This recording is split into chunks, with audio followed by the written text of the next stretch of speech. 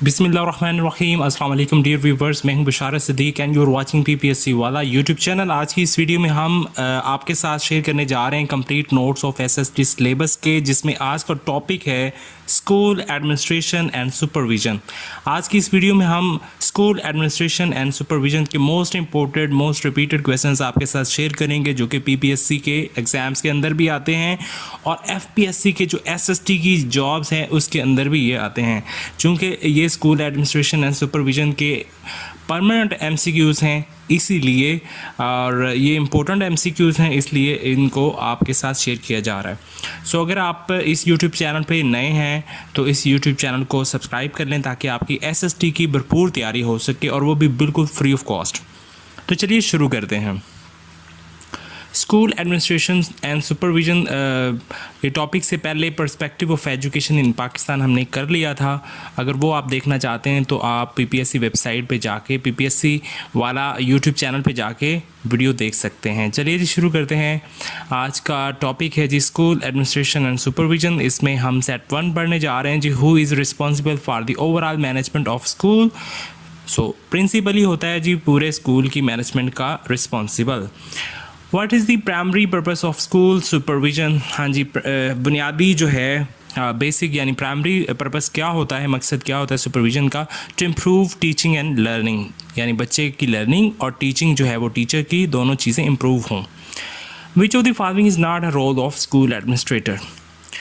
Classroom instructions, ये तो teacher देता है क्लासरूम इंस्ट्रक्शन। बाकी budget management, curriculum development, student counselling, ये एडमिनिस्ट्रेटर का काम हो सकता है जी।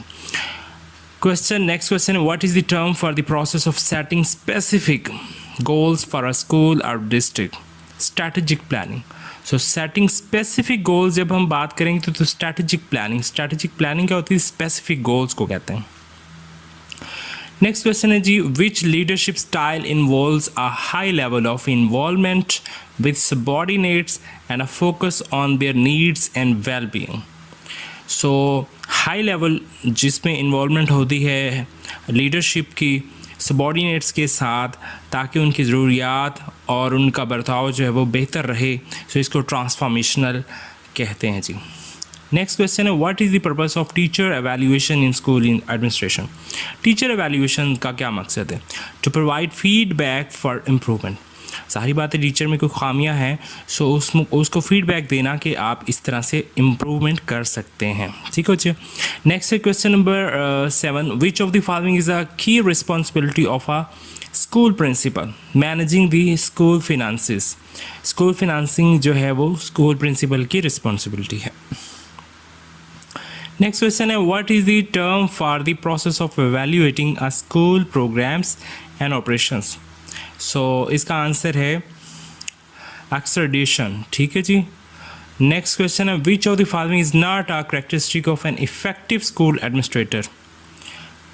Not a characteristic of an effective school administrator.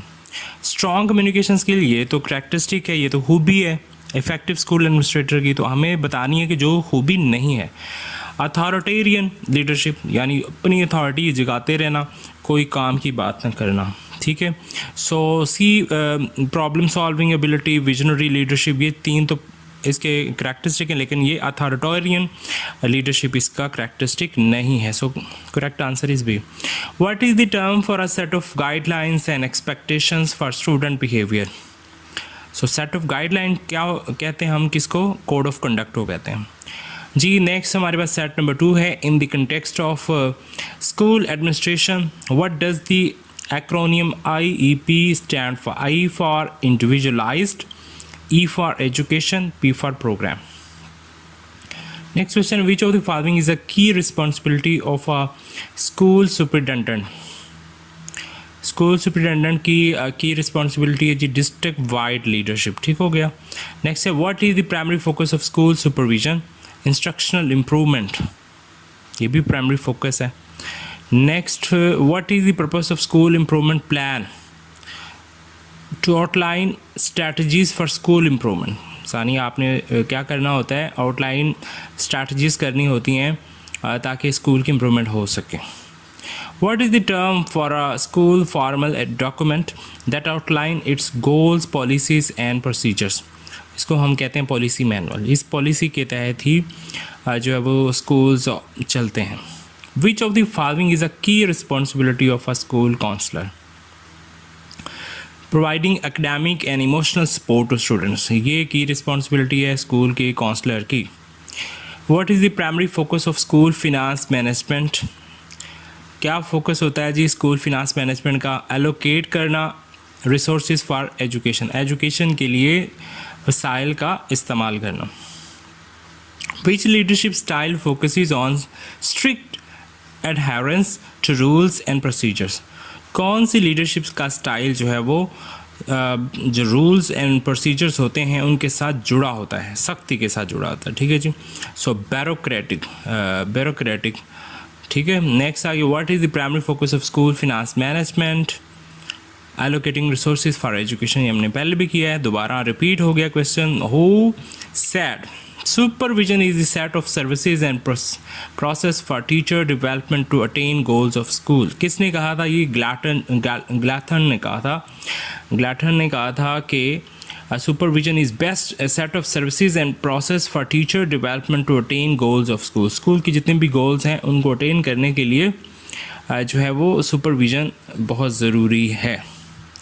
Question set number 3 आगे, the chief responsibility of the principal की मेन जो है चीफ रिस्पॉन्सिबिलिटी क्या होती है? Provide leadership in instructional plan, ठीक है जी। इंस्ट्रक्शनल प्लान जो यानी कि किसने क्या करना है, किसने कौन सी क्लास लेनी है, कौन सा पीरियड लेना है, सो इंस्ट्रक्शनल प्लान प्रोवाइड करता है, ये प्रिंसिपल की लीडरशिप है।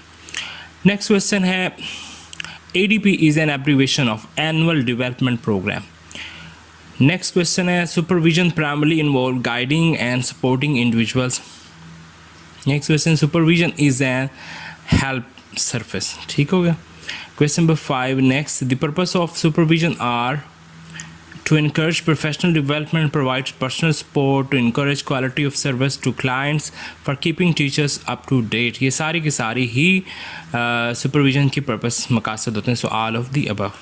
The primary function of educational supervision, primary function क्या होता है जी educational supervision का? Providing leadership and improving teaching learning, ये भी होता है। Providing more money and improving inspection, ये भी होता है। Providing follow-up actions and improving the workload, ये भी प्राइमरी फंक्शन होता है जी एजुकेशन सुपरविजन का। So all of the above. Supervision should be primarily, supervision हमेशा जो है वो होनी चाहिए कंस्ट्रक्टिव एंड क्रिएटिव होनी चाहिए, क्रिटिकल नहीं और करेक्ट हर वक्त ये ऐसा ही नहीं होना चाहिए, बल्कि कंस्ट्रक्टिव हो ताकि कुछ नई चीज़ें सीखें और क्रिएटिव। प्रोवाइड्स नेक्स्ट है, a supervisor is one who provides friendly help.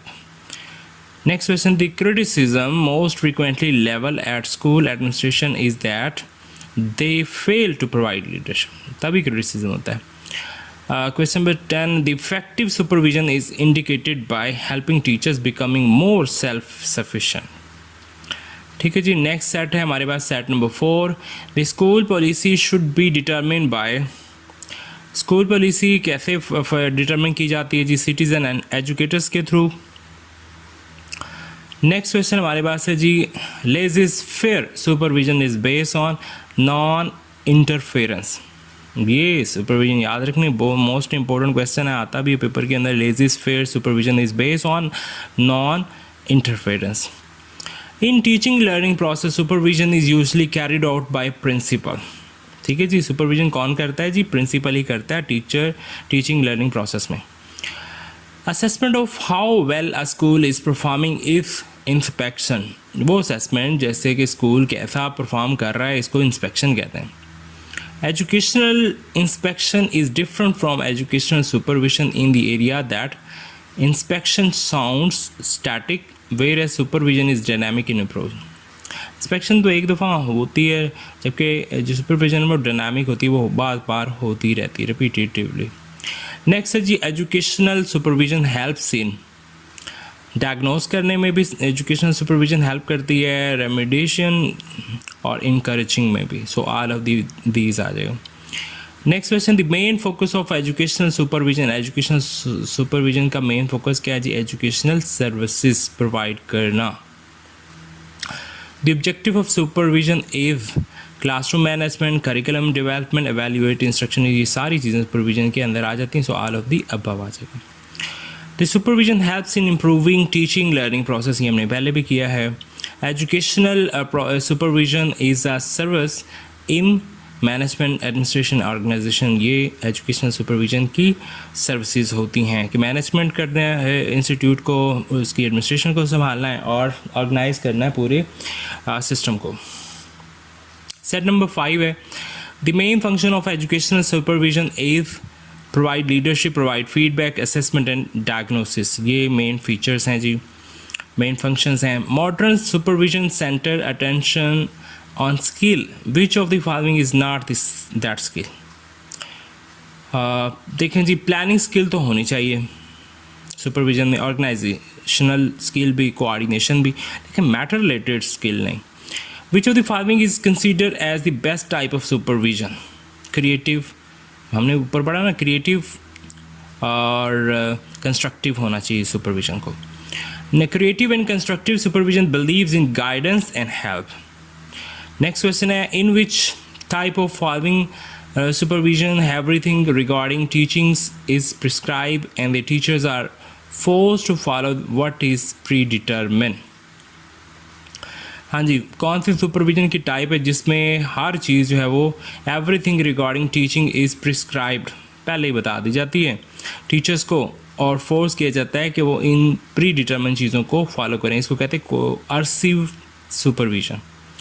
The primary goal of school administration is to manage resources effectively.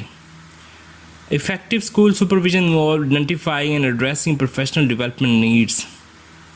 School administrators use data analysis to make informed decisions for school improvement. School administration का इस्तेमाल करता है data analysis को ताकि inform किया जा सके decisions को for school improvement. The purpose of instructional leadership in school administration is to guide and support teachers in improving their instructional method. Next question is the purpose of a school supervisor conducting classroom observation is to identify areas for teacher development and support. ये school supervisor का ये काम है जी. Next है हमारे पास set number 6 pre-primary or prep classes are for children between the ages of 3 and 5 years. ठीक है जी, ये प्री प्राइमरी क्लासेस बच्चों की होती हैं. और primary level of education in Pakistan are the classes of 1 to 5. ठीक है जी. Middle level 6 to 8. In Pakistan tertiary level HEC को कहते हैं जी, HEC higher education commission is supervised by HEC. Which ministry of the federal government overseas education and related matters? Ministry of federal education and professional training.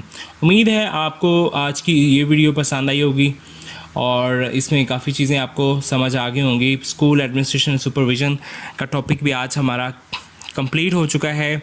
अगर आपने अभी तक हमारा YouTube channel subscribe नहीं किया तो प्लीज़ अभी अपना ये चैनल सब्सक्राइब कर लें और बेल आइकन को भी प्रेस कर दें ताकि नई वीडियो आपको ज़रूर मिल सके और आपकी भरपूर तैयारी हो सके. अपना बहुत सारा ख्याल रखिएगा. मिलते हैं नेक्स्ट वीडियो में. अल्लाह हाफिज़.